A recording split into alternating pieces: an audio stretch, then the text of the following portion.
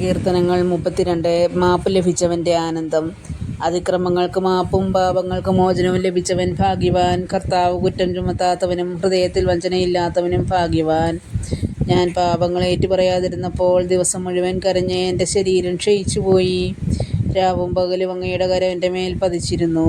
വേനൽക്കാലത്തെ ചൂട് കണ്ടെന്ന പോലെ എൻ്റെ ശക്തി വരണ്ടുപോയി.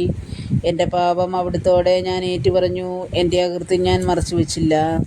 എൻ്റെ അതിക്രമങ്ങൾ കർത്താവിനോട് ഞാൻ ഏറ്റുപറയുമെന്ന് ഞാൻ പറഞ്ഞു. അപ്പോൾ എൻ്റെ പാപം അവിടുന്ന് ക്ഷമിച്ചു. ആകയാൽ ദൈവഭക്തർ ആപത്തിൽ അവിടുത്തോട് പ്രാർത്ഥിക്കട്ടെ. കഷ്ടത കരകവിഞ്ഞൊഴുകിയാലും അതവരെ സമീപിക്കുകയില്ല. അവിടുന്ന് എൻ്റെ അഭയസങ്കേതമാണ്. അനർത്ഥങ്ങളിൽ നിന്ന് അവിടുന്ന് എന്നെ രക്ഷിക്കുന്നു. രക്ഷ കൊണ്ട് എന്നെ പൊതിയുന്നു. ഞാൻ നിന്നെ ഉപദേശിക്കാം, നീ നടക്കേണ്ട വഴി കാണിച്ചു തരാം. ഞാൻ നിൻ്റെ മേൽ ദൃഷ്ടിയുറപ്പിച്ചു നിന്നെ ഉപദേശിക്കാം. നീ കുതിരയെയും കോവർക്കഴുതയെയും പോലെ ബുദ്ധിയില്ലാത്തവനാകരുത്. കടിഞ്ഞാൺ കൊണ്ട് നിയന്ത്രിച്ചില്ലെങ്കിൽ അവ നിൻ്റെ വരുതിയിൽ നിൽക്കുകയില്ല. ദുഷ്ടർ അനുഭവിക്കേണ്ട വേദനകൾ വളരെയാണ്. കർത്താവിൽ ആശ്രയിക്കുന്നവനെ അവിടുത്തെ സ്നേഹം വലയം ചെയ്യും.